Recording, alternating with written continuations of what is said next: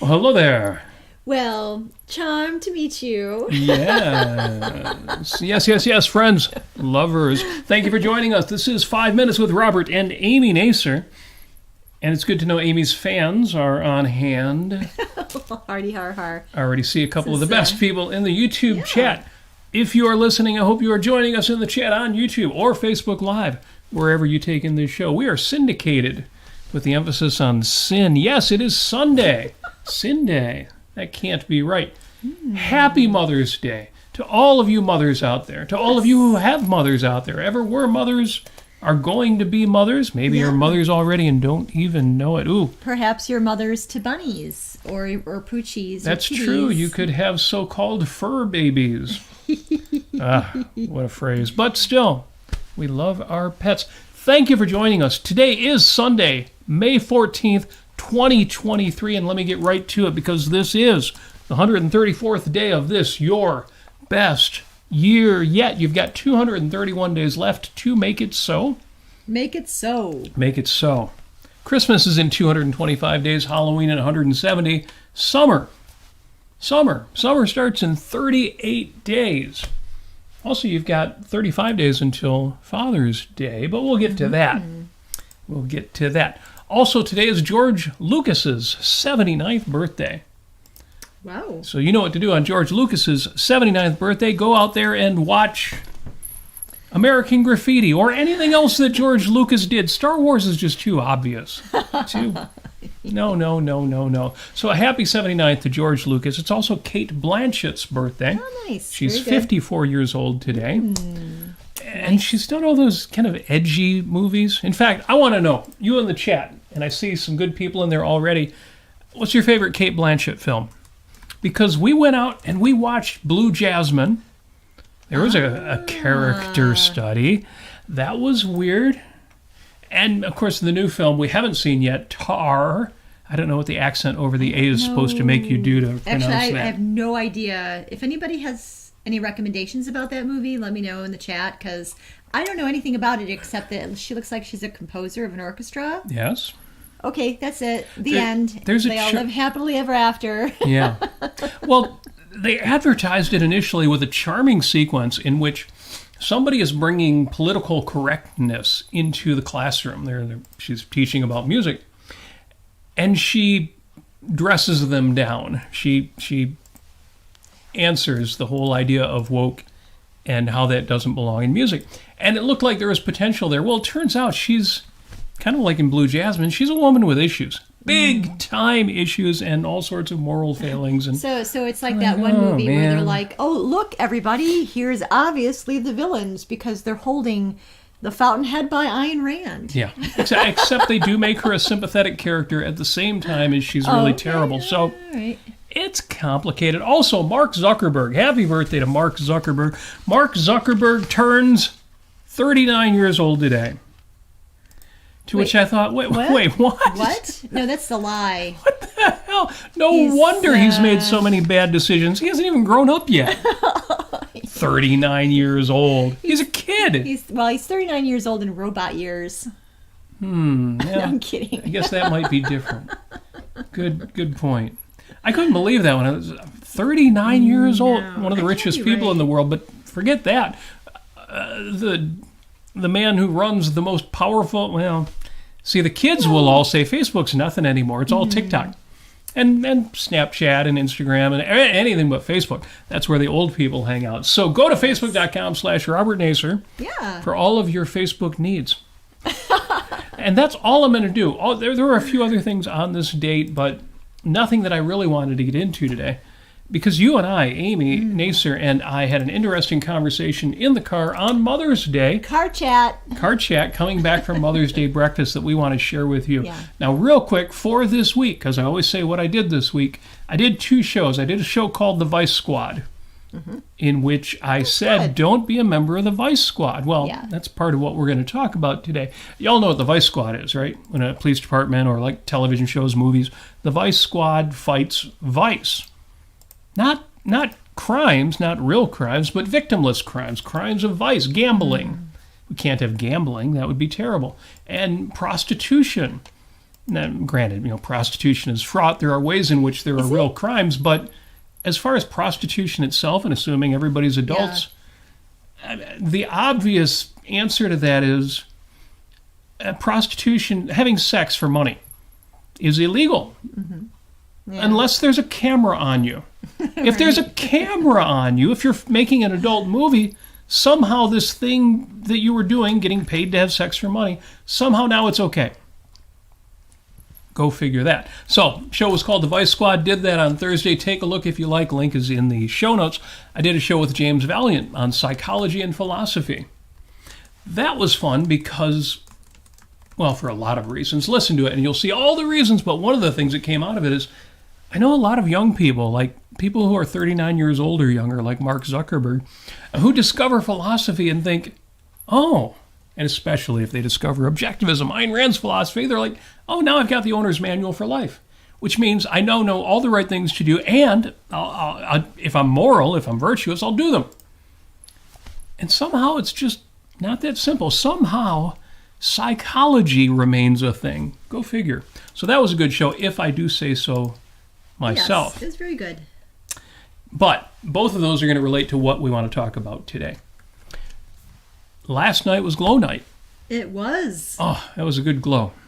It was very nice. It wasn't as, as philosophical. It was as not normal, especially philosophical. But it was very cultural, and we covered all of the, well, not all of them, but like most of my photos and videos of Japan. Yes, folks know we went to Japan a few weeks ago. Yeah, along with the videos of our friend John, who went with us there to Japan, and he was amazing. He actually took video on his iPhone and then used iMovie iMovie to basically compile, a 3-minute long video of the day. Like every night he did this, and it was fun. I mean, absolutely just amazing. Just it was very cool. Such dedication. And without even using artificial intelligence. Oh. Well, because that's coming too. You'll be able to throw 15 video clips at an artificial intelligence system, and it will do that for you. But yeah, that was very cool. I got to tell you, it's been really gratifying sharing our adventures, the photographs, and the experiences, but also some of the insights we've had. And I say that because the last 5 minutes we did was very well viewed. It was over 100 views on YouTube. And I've got to tell folks, if you think, how come their Sunday shows don't get as many views as what you do during the week? Well, the shows we do on ARC UK, they are syndicated, but they're not big in the podcast numbers. We get a few hundred, or I get a few hundred views on the Thursday show, and you're like, oh, that's pretty cool. This Sunday show, we'll get 100 views on YouTube, but we'll get views on just as many views on Facebook, and it's syndicated everywhere. So wherever you're listening to us, thank you for that. We do appreciate it, and don't let the numbers fool you. We should dedicate an entire show about syndication and what it means, and where you can actually find us and listen to us on Spotify or I've got to admit, Apple. I must admit, I don't even know all the places you can listen to this show. Probably not. No, because I use a syndication host. You podcasters will know. You put up an RSS feed. Well, I have a host to take care of all that for me. They host all of the content. They do all the back end stuff. But they ask you when you sign up for this service, which hosts do you want to be on? I say, well, give me Apple Podcasts, because I'm an Apple guy anyway. I listen to my own show on Apple Podcasts, but put me on Google Podcasts, because the Android users will all use Google Podcasts. Well, it turns out most Android users just watch the YouTube video, but Google Podcasts. What about Spotify? Okay, put me on Spotify Podcasts. The hosting service itself puts it up on a website on their website, and there's a few others. So anyway, didn't mean to get into a long story, but we're everywhere. And I get the downside is it waters down the numbers. It makes it seem like, well, your Sunday shows aren't as popular as your weekday shows. Well, there's two reasons for that. One is that this show is spread on all the different platforms. And I forgot the second reason. So yes, Sunday show, I believe, in my heart of hearts, and it's kind of hard to aggregate the numbers because some of the hosts don't report numbers back. But I believe in my heart of hearts this show is even more popular because it's better. And why is it better? Well, because... Well, I mean, this is the thing, is that, you talk about marketing, you talk about trying to get your ideas out there, trying to be persuasive. If you are passionate about what you're talking about, that's the number one rule. I mean, if you're going to sit there and think, well, what does my audience, what would they like to hear today? Because I'm trying to people please around the world. And that's not going to work at all. That's because you're not going to be passionate about it. You're not. It's going to come off as disingenuous. It's going to be phony, and you're not. You're going to lose credibility. Thankfully, Robert and I have a number of extremely genuine interests, not to say the least. So hopefully that passion and being congruous is coming across.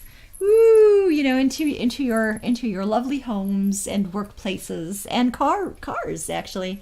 So, yeah, that's number one rule of marketing. Mean it. Yes, and the real reason this show is better than my Thursday show is because Amy's on this show. So, yes, that makes it better right there.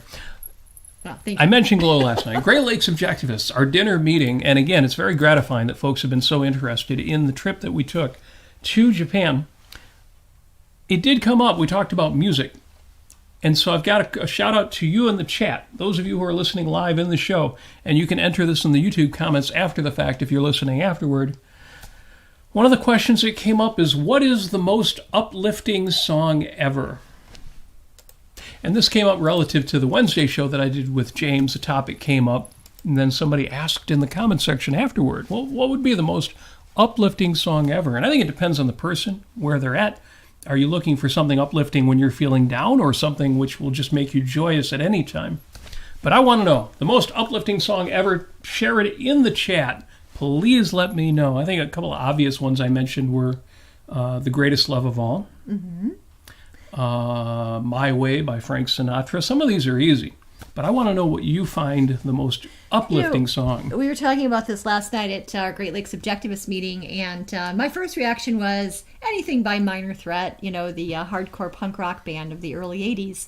But, I thought about it some more. There's a song that you introduced me to, as a matter of fact, by Stevie Wonder. It's called As. And the chorus has the word always in it. So it kind of sounds like it's named Always, but no, it's called As. And it's from the album Songs in the Key of Life. Yes. And that is an excellent song for being uplifted, Gosh, I mean, there's the one song by Chicago that I always forget the name of it, but it's the one that's really upbeat. That one. You all know what I'm talking about, right? Yeah. The song by Chicago. Anyway. Only 36 albums to choose from, but can you remember any of the words? It's kind of long form. Beginnings. Beginnings.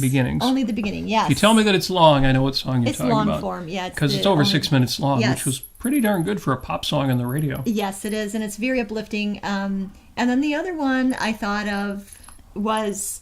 This is a song that isn't very popular. It came out, and it was sort of like, kind of in the top 10, but barely.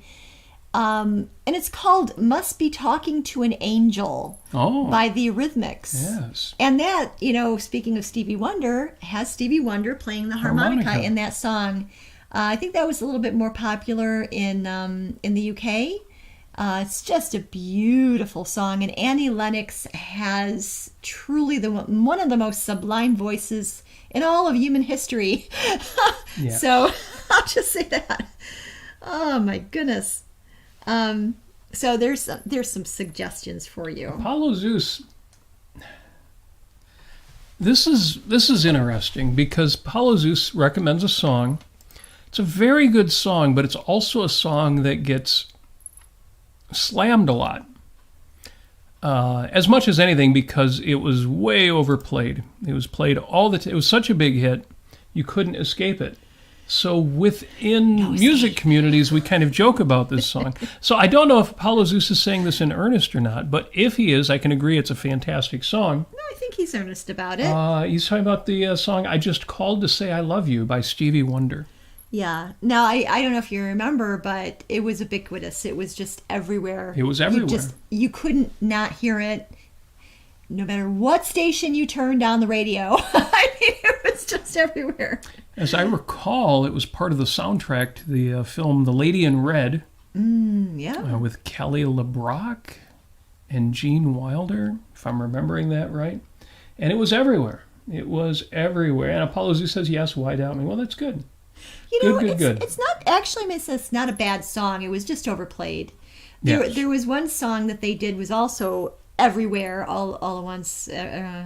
However that movie line is, but it was that's what friends are for. That another was a song Stevie Wonder was collaboration involved in, yeah. with Stevie Wonder, Dionne Warwick, and Lionel Richie or somebody. I forget. But it was one of these kinds of, it wasn't Live Aid, I don't think, but it was one of these charity songs, please buy this album and, a percentage of the sale, the profits will go to some charity. Fight hunger. Yeah. I think. Yeah, something like that. It's hard to keep Live Aid and Farm Aid and Live 8 and all of the different causes during the 80s, which incidentally I was all in favor of, and I loved that they did those things. Well, except that later on, Bono did admit that charity is just a stopgap and capitalism is the answer. Capitalism is the answer. Bono knows. Bono understands. I'm always going to throw that back into Bono's face. Yes.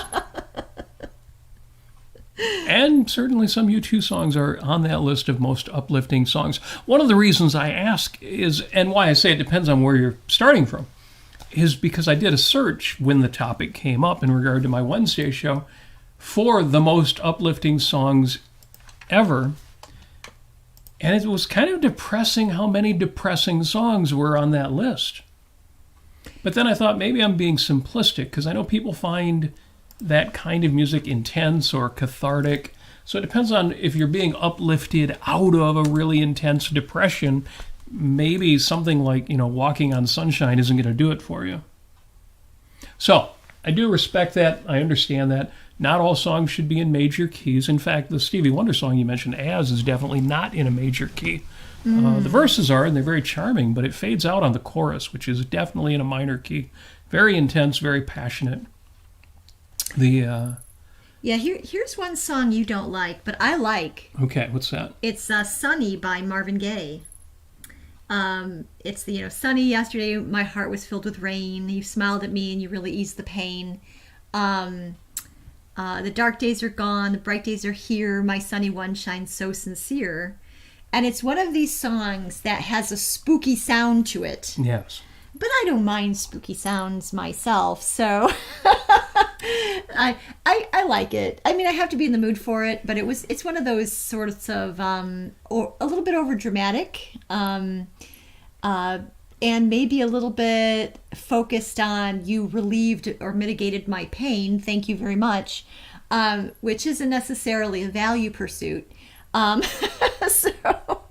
I like it. I like the song. No, I get it. It's something that I've learned is that a lot of the happiness in a song can come from the rhythm. Yeah. And from the melody. And the style of it. And, so that even if the harmonic style, the chords, the key is minor key, you can transcend that. I think an obvious example of that was the song Happy by Pharrell Williams, which just chord-wise, harmonically is a dirge. But it is so rhythmically snappy that some people find it very happy. And there's also the Don't Worry, Be Happy. Don't Worry, Be Happy. By Bobby McFerrin. Well, no, that one is in a major key. It is? But I don't know. The downside of that one is it uses contrasts. In other words, it suggests that life is kind of hellish, but you should be happy anyway. Right. But yeah, musically, it's actually a happy song. Yeah, I mean, I can see that the verse lines start with a minor chord, but it's a relatively happy song. Again, not to get too much into music, but it's interesting to see what people regard as uplifting. There's also Put on a Happy Face, sung by Dick Van Dyke. That's another one where it's life is really, really horrible, but put on a happy face. Yeah, see, maybe, I guess it depends on what you mean by the word uplifting. So, Yes. anyway, share with me in the comments, share with me in the chat, any songs that you regard as uplifting. It would be good to know that, and I may have to add those to the comments on that other, Gladys Knight was involved with Elton John on That's What Friends Are For. Yeah, that I remember the video had something like 15 or 20 different A-list stars that were part of that production. Yeah. It was primarily Dionne Warwick. Yeah. Well, I've also got Jim Ashley's movie recommendations in regard to Cate Blanchett.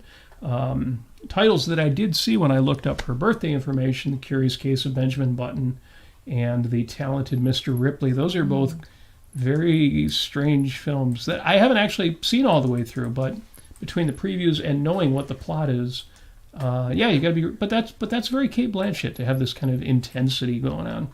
Yes, and that's cool. She was also in Thor Ragnarok, the very first one, and not the first one, but the second one. Anyway, Thor. She was in Thor Ragnarok. Great fun. Great fun. When she's fun, she's great fun. Yes. When she's not doing some intense character study, she's great fun, and she's a great actress.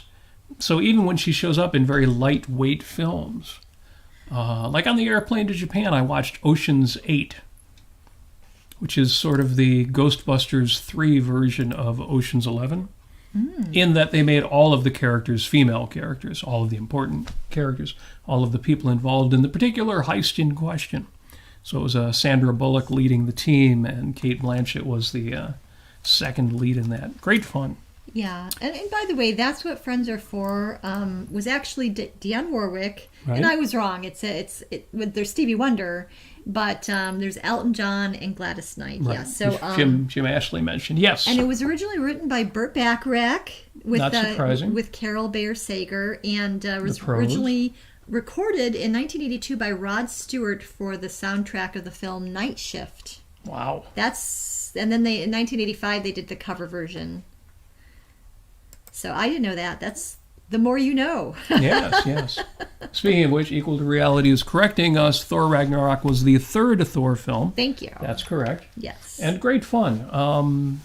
Unfortunately, Thor Ragnarok, which as I recall was directed by...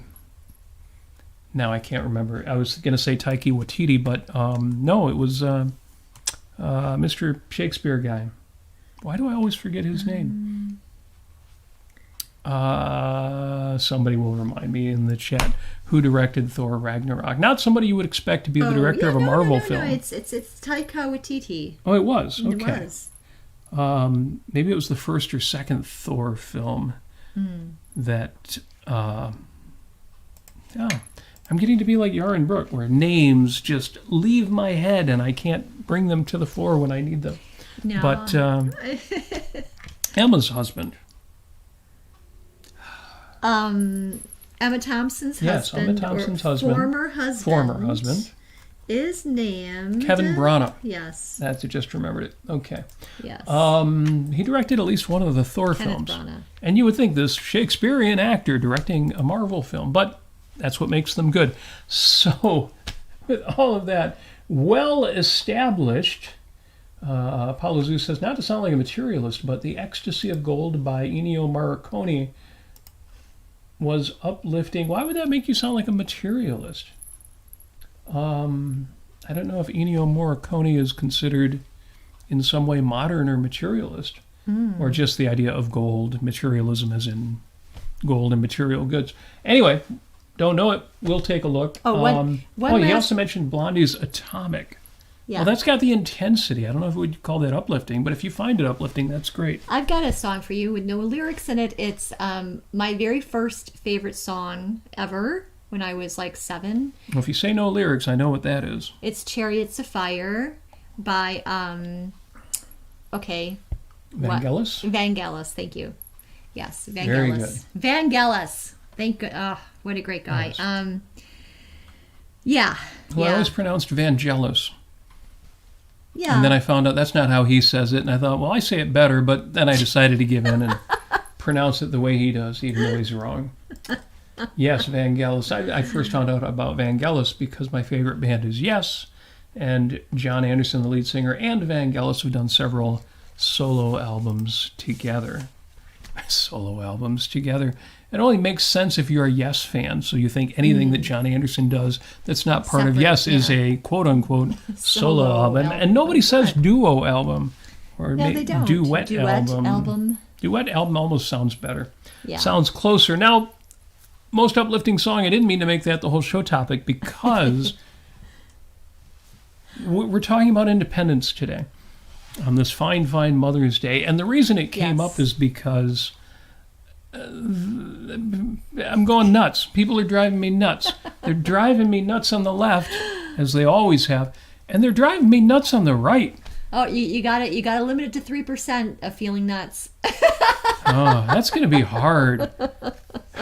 It came up during Mother's Day conversations earlier today. Yeah. We had breakfast with my daughter and my daughter's mother and my daughter's stepfather. Talk about a great group of 5 people to get together and have breakfast. Yes. We don't talk politics. But it came up at one point. The question, well, what do you think of Ron DeSantis? And one of the people in our group of 5 is very concerned about him. I'll just say the youngest person in the group is very concerned about him. I thought, well, he's not Donald Trump. No. So he's got that going for him. We've got another year and a half to, in my case, to ignore politics. I'm exaggerating. Of course, I'll be fighting and doing the things I'll be doing, but yeah, it's going to be rough. And Amy, you brought up. Yeah. Well, even here in Michigan now, there are some bills that are being floated. Well, okay, so I mean, a little context here, and this is a highly nuanced and complex issue that I'll be talking about, so put your thinking caps on. Put your nuance hats on. Okay, we know the right, and we have our friends on the right who love to be draconian, and they love to tell us, they like to be the morality police, not just, with regard to abortion, but, all of it, prostitution, drugs, all of this stuff. And also, heck, I mean, even contraception, if you let them, they'll say, no, let's ban that. How very Catholic of them. So that's why I said we would return to the theme. We would return to the theme of my Thursday show, the Vice Squad, in that I've got too many friends who want to stamp out Vice and do it via politics. Do it by force. Yes. In a situation, okay, like I say, is you have okay, a little background here, and I'll try to do this quickly because it's such a complex issue. Transgender care. Transgender care. Yes, health care. And there are a lot of laws. There's, oh my gosh, I don't know, something like close to 600 bills. 100 of them or so have passed within 49 states in the U.S. So, and these range from, banning trans women, children, or otherwise in sports. Now, okay, so you've got Leah Thompson, is it Leah Thompson or Leah Thomas? I'm forgetting. Okay, but anyway, Leah Thompson was an actress. Oh yes, Leah Thomas, I believe. She was a gentleman who decided that that he needed to transition into a woman, and he stayed in the sports of swimming, and he basically made it impossible for any natural-born women to win. Yes. So, there's a lot of unfairness to that. Of course, I completely agree that was entirely unfair, and it was extremely, extremely rude of her to do that. She should have been graceful about it and handed the trophy down to the second place winner, which was the first place winner. That was very rude of her to basically take that opportunity away from biological women who have been training for this and to deserve what they deserve. So with that said, yes, there's a lot of unfairness and there's a lot of kookiness and bonkersness going on. And there's even some tragic stuff going on with regard to children, especially young girls wanting to transition to males. And there's a lot of unfortunate things happening with the ease of these young girls getting hormones and surgeries without any kind of gatekeeping, without any questioning or therapy, or actually figuring out, are these young women actually going through gender dysphoria, and let's proceed cautiously. No, it's like the Wild West out there right now. It's very easy to transition in a lot of states at this point. So there are a lot of Republicans who are trying to ban that. So no children can have this kind of care, medical care, and this is trickling over into what adults can do now as trans adults, which, to my understanding, you should not ever tell another person what they can and can't do with their bodies. They need to figure that out for themselves. The children issue is a little bit more nuanced. And I can tell you what I think about that here in just a bit, but not to get too off the rails. So there are a lot of these laws, like almost 600 of them at this point. And a lot of people in our circle, or our Facebook circle, people who are Ayn Rand fans, people who are objectivists and otherwise, good people who are transgender. And they're adults, and they're responsible, and they're wicked smart, and they're really awesome people, are very concerned with these laws, as I think I am too. I know I am, and I am absolutely appalled at what the Republicans are doing and trying to take advantage of this kind of situation. Yes, so the idea that we were talking about today in the car was, is it ever appropriate for a politician to say, I think this is, really gross to me, or I find this tragic, or whatever it is, without having any background or understanding about exactly what's happening here, and just saying, I ban this. I'm going to ban this type of healthcare. I'm going to ban this, association in sports. I'm going to ban this with regard to bathrooms, and have all these laws. What it really comes down to me, for me, is that you cannot disrespect people, the fact that people they do actually have the faculty of reason. They may not be objectivists, but we have enough freedom left in this country to where people do figure things out on a personal and private level, and that this will eventually be resolved. All of it will be resolved. For those, young children who transitioned at an age where they shouldn't have, and then they now regret it and they detransition, my understanding is that eventually I think there's going to be enough of them, and there's going to be enough information out there where they will be able to present a lawsuit. And I think that would be absolutely appropriate of them to do. But in the meantime, to ban all transgender care, whether it's coming out of private funds or public funds, or basically telling doctors that they're going to be committing felonies if they do this, is completely beyond the pale and is extraordinarily evil, and it completely leaves people without their ability to figure this out for themselves, to actually use reason, to actually decide for themselves what they want and how they're going to approach this. So, yeah. And we were talking about, this applies to prostitution. This applies to legalization of drugs. There's it gets to the point where politicians will ban all of these morally repugnant things to them. And it gets to the point where they basically say, you know, our constituents cannot think for themselves. They cannot reason this out. They cannot make their own individual choices. People who have organizations, whether that's sports or some other organization, they cannot figure this out in their own policies. We're going to have to step up, and we're going to have to introduce force into this matter. So at the same time they're saying people cannot reason this out, what they're doing is they're passing draconian authoritarian laws that will make the conditions so that people cannot reason this out, because now whatever action is banned.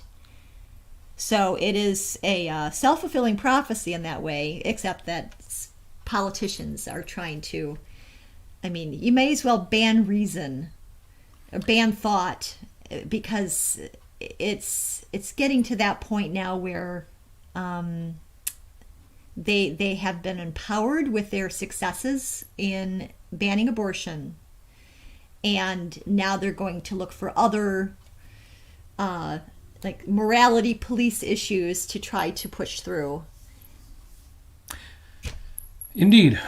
Yes, by what right do you tell somebody you are not allowed to decide what to do with your resources, with your money, say gambling, with your body with regard to sex or prostitution?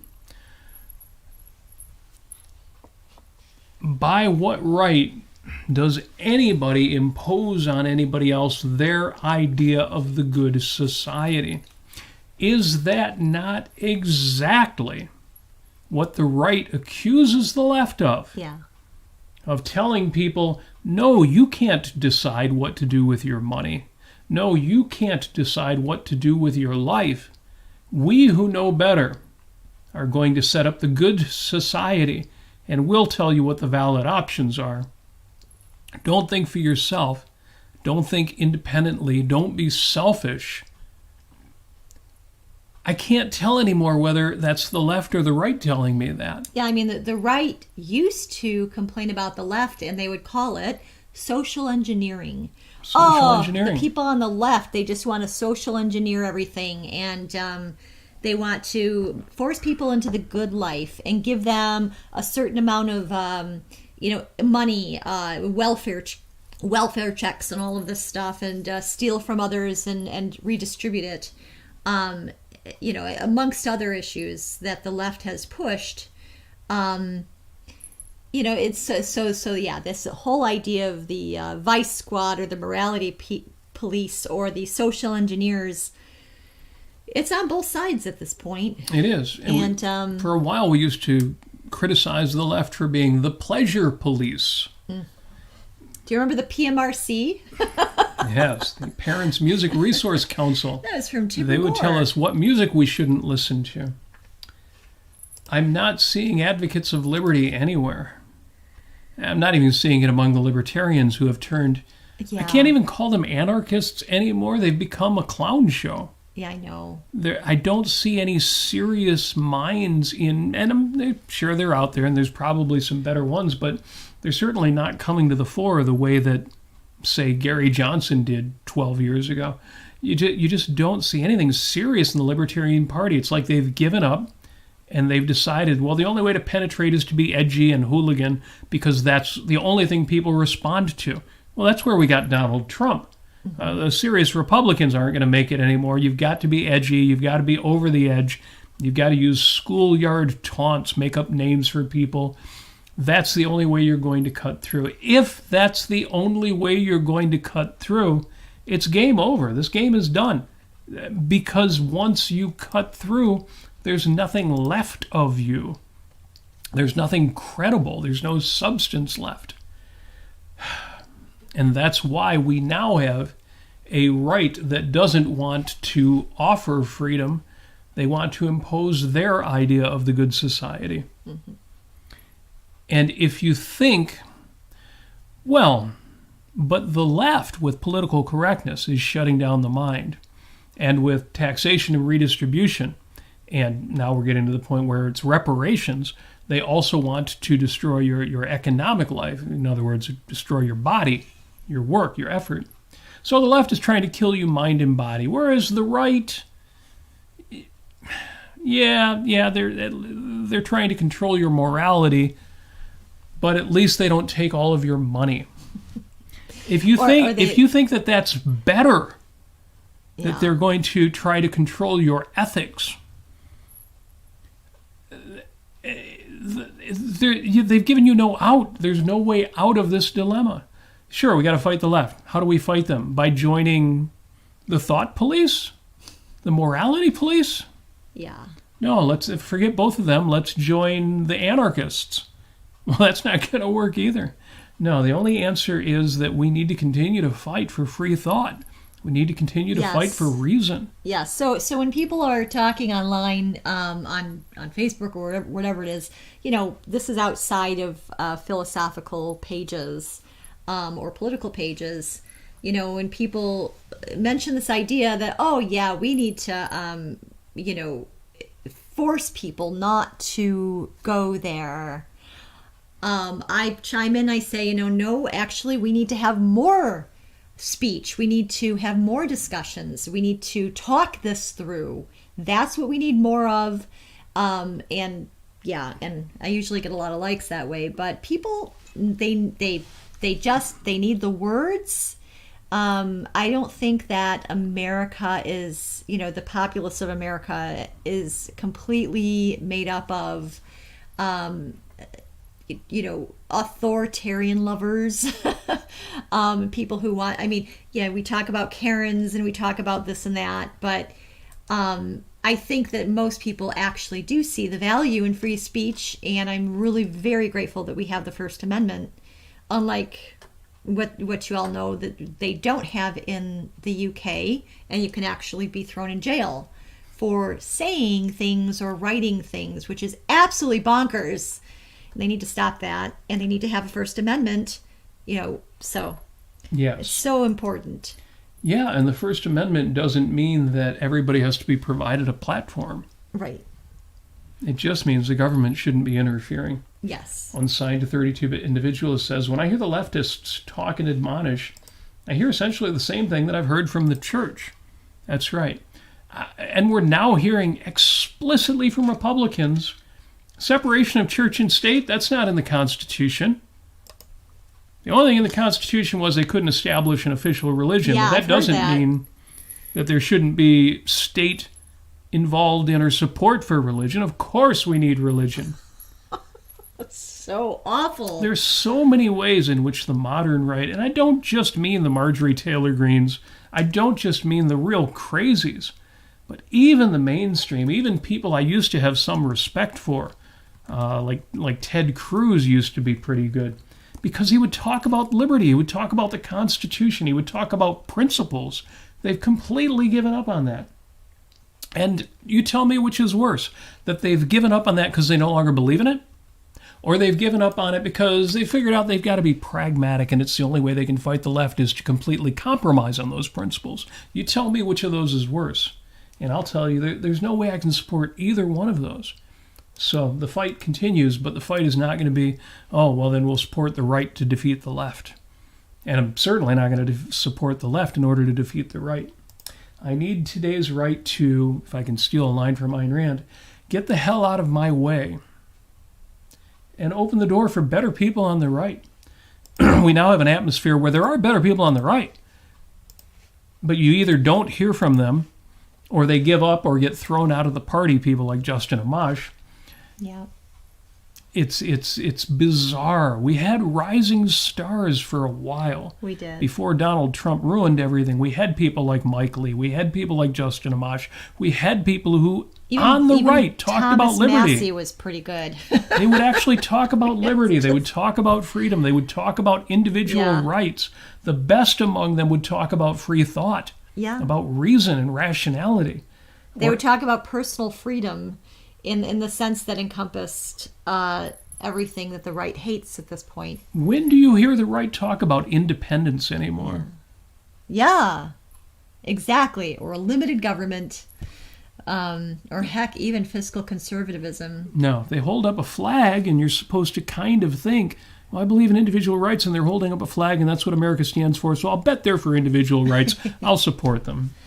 Yeah, so I mean, we have a cultural vacuum, an intellectual vacuum at this point, and we need to give people the words to use to describe the values that I think a lot of people implicitly still hold, but they need to have the ammunition. They need to have the words. And the ammunition, the words are reason, individualism, and capitalism, or liberty, freedom, political, economic freedom. I have a great tie pin and a t-shirt and these products from a company that came out in the 1990s. They called themselves RIC Trading Company. And I'll tell you this story because there's a point to it. RIC Trading Company was started by Kevin Watson and I forget his partner. And they had a charming logo. It was two people. It was a graphic, so it wasn't necessarily men or women, but two people shaking hands, and there's a dollar sign between them. And RIC and RIC Trading Company stood for reason, individual rights, capitalism. And I didn't know who these people were, but I eventually had some correspondence with Kevin. In fact, he published a short story in my newsletter, The Reality Check. I know that's what Mark Pellegrino calls his series now, and he's doing a great job. But back when I had a newsletter, I talked to Kevin Watson, and I said to him at one point, you know, you're calling your company RIC Trading Company, and you're doing logos and shirts and cool stuff. Do you think instead of individual rights, it should have been individualism and capitalism? Because individual rights and capitalism are both political ideas. Mm-hmm. Reason, of course, is an epistemological idea. You're kind of leaving the ethics out. Don't you think it should have been epistemology, ethics, and politics? Reason, individualism, or independence, and capitalism. And he said, you know, Robert, there's still a lot of people who find the independence thing, the selfishness thing, off-putting. Now, and I don't mean to pick on Kevin, but for how many years have our so-called conservatives not been willing to say, we're individualists. We do believe in the individual, do believe in the self. We don't believe in duty. We do want you to think for yourself, whether that comes to things like gambling or prostitution or cigarette smoking or anything else. Think for yourself, live for yourself. Yes. And instead, like in that story, they say, well, yeah, people should be reasonable, they should be rational and complain about our grade schools. And yeah, we want capitalism. They don't even think of it in terms of political economic freedom, but just capitalism, we want business. And that whole field of ethics, well, no, for that we got to go back to tradition. Or for that we have to go back to the Bible. Or for that, we just need to accept what's already the American idea. No, don't think for yourself when it comes to ethics. Otherwise, like Ben Shapiro would say, you'll be at the local bar picking up chicks, even though you're married and you have kids at home. No, we can't let the individual think for himself about sexuality. We can't let the individual think for himself about finance and whether that's gambling or drugs or prostitution. No. Even in the best case where those are completely victimless, and this is simply adults deciding what they're going to do with their time, energy, and their lives, no, we can't have that. These are supposed to be our allies. These are the people we're supposed to support in order to fight the woke. So enough about the Republicans. Enough about that. So, it's one of these things, okay, this is a concept that I'm sure there's a better term for it, a bit more intellectual term for it. What's that? I use it at work, I use it in my own life, I use it in political situations. What's that? It's called crock-potting. Crock-potting. Do tell. It's the idea that when some poop hits the fan and people are kind of chaotic or up in arms, complaining, and they've got perhaps every right to do that, and everyone's saying, like Alex here in the chat, time to move to Mars. No, put it in the crock pot and let it sit for a little while. It'll get better. And things will come to light. The sun will come out, will expose all of the things that we're dealing with. It will provide people with an opportunity to think things through, to use their faculty of reason, to try to induce reality-based ideas and integrate what are the right ideas. Now, I see this not in objectivist circles, but in leftist circles. There's actually a documentary called, and this is with regard to transgenderism, Affirmation Generation is a documentary that was actually created by leftists. Affirmation Generation. Yes. What does that mean? And it basically covers the dangers of children, affirming children's desire to have a sex change. And I see. You have a generation where we are affirming every conclusion a child reaches. Yes, exactly. Okay. So if they're 12 years old and they're saying, I'm actually a woman, or I'm actually a man, or whatever. I must now go to the gender clinic, spend an hour with the counselor, and then get a prescription for cross-sex hormones or whatever it is. This kind of stuff is coming to light right now, without the help of Republicans. Yes. Without their help, actually, they're making it worse because they are making everybody on the LGBTQ whatever plus side look like horrible people, when they're not. When they are actually reality based, when they are actually speaking out and saying, I used to work at this gender specialist clinic, and this is what's happening, and this is really wrong what they're doing, and we need to shut this down. They once again make it harder to fight the battles that need to be fought. Yes, absolutely. And those battles will be fought by better minds than Ron DeSantis. So it's at least a couple of years now that this has been in the crock pot. It's simmering away. It's, the spices are mingling. Things are integrating. A good thing is going to be coming out of this. And it will get better. Well, that makes sense. And that's consistent with my understanding of when we went through the same thing over the course of my lifetime. We've gone through it with regard to race and with regard to sex and with regard to homosexuality and with regard to every issue. Think of those of you who remember, because it was only, 8 years ago that gay marriage was made law across the nation. What the arguments were, the arguments I was making before that became legal. We talked about this earlier. We thought, people are going to be forced to do all these things that they do with regard to heterosexual marriage. They'll be forced to have insurance coverage and hospital access and all these things. It's going to uproot and change a whole bunch of stuff, and we're not sure that actually respects the individual rights of businesses that don't want to deal with couples in that way.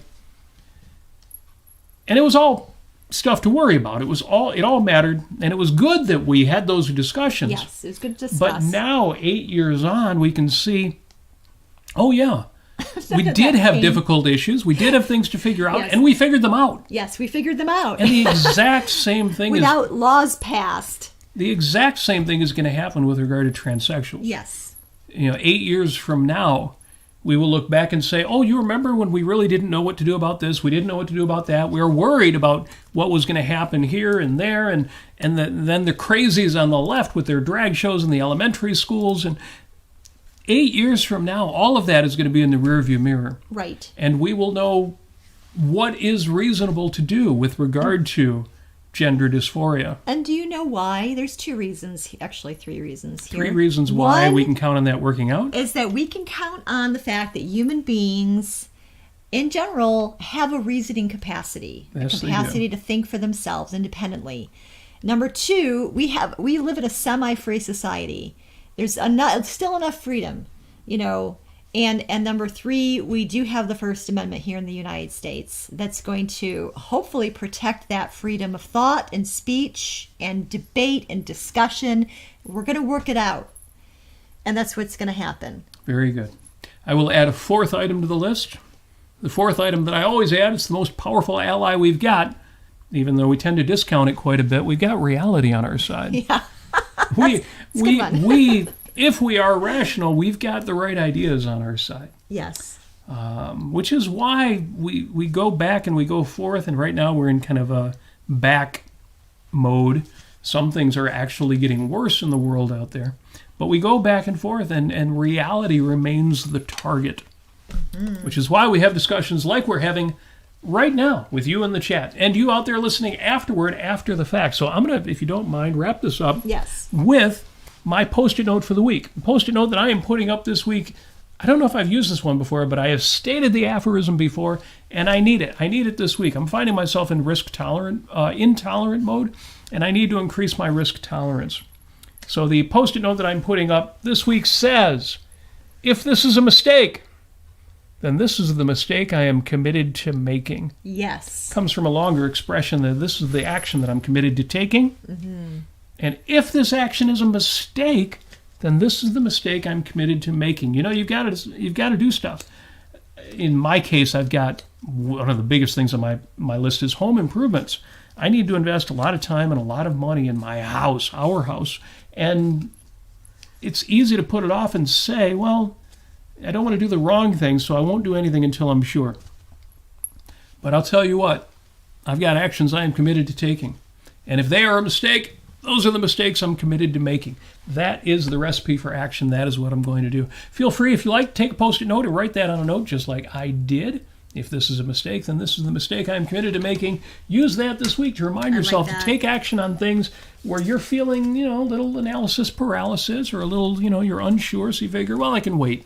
I can wait to decide. Well, yesterday, you didn't make that decision. So today you don't have the thing. And tomorrow is a day that never comes. I actually don't like that expression, but I prefer George Harrison's version of that. Yesterday, today was tomorrow, and tomorrow, today will be yesterday. More of a tongue twister, but it does remind me, yeah, I am living with the decisions I made or didn't make yesterday. So, boom, there that is for you. My homework for the week I can't really share because it has things to do with finance and taking risks. I'll be doing all sorts of interesting stuff with regard to my personal finances and our general finances and the house and stuff. If you have decisions that you've been putting off making with regard to yours, feel free to do that this week too. Thank you for joining us. It's a bit of a rant, a bit of a rambling show. We just had this conversation earlier today, but also earlier this week, and Amy was saying important things that I thought you needed to hear too. Well, thank you, Robert. Yes, so thank you for joining us. As always, show notes are available in the YouTube description. Take a look at the links that we've posted. I'll update the Facebook ones after the fact because they make me do that way. You can also listen to this show on all of the podcast services as we mentioned earlier. You could support the show. You could actually make this show bigger. You could also make it better because as it gets bigger, we're on the hook to make it even better. You could do that. You could like this show. Hit the like button in YouTube. The more likes that it gets, the more likely that YouTube's going to show it to somebody else. Mm-hmm. Hit the share button. You could share it with people, and that will ensure that people that you know will at least be prompted to take a look at this crazy show that these two do, stuff they talk about, the chat that is happening during the show. Maybe they will like it. You could support the show financially. You could go to Patreon or PayPal. Patreon for monthly subscriptions to or support for this show, and PayPal for one-time contributions. Both are appreciated. The links, patreon.com/Robert Nasir, paypal.com/Robert Nasir. All the links you need, everything you need to know about this show, go to robertnasir.com. You will find the links to all of that there. And thank you, a huge shout out to those of you who are ongoing support for this show. Every month that money comes in, makes it possible for us to do what we do. It gives us the encouragement more than anything else. That's right. It gives us the oomph. Deeply and greatly appreciated. Trust me, you are not taken for granted in supporting this show. And as always, I want to take this time to say once again, Happy Mother's Day to those of you who are mothers out there. You are some of the best people in the world. You make people possible? What Yes. could be more important than that? You know, women are just freaking amazing. They are. The things that women Gosh can darn do. it. I mean, what amount of strength. I There's, mean, my golly. Robert A. Heinlein, who I love to quote, I have to do this one from memory because I don't have it in front of me, but said something like, equality for women has always been a bad deal. Given what women are and what they can do, they should be asking for much more than equality. That's great. And I absolutely 102% agree with that. So thank you for joining us. As always, we wish you every success that you so richly deserve. How do we know that you deserve it? How do we know you're not some schlub? Because only people who deserve enormous success listen to a show like this, especially get through all the way to the end, all 5 minutes of this program. We wish you every success that you so richly deserve. We wish you flourishing in whatever way that means to you, whether that means the way you feel after listening to the most uplifting music, Yes. or just going out there and making lots of money. And as always, we wish you love. Yay.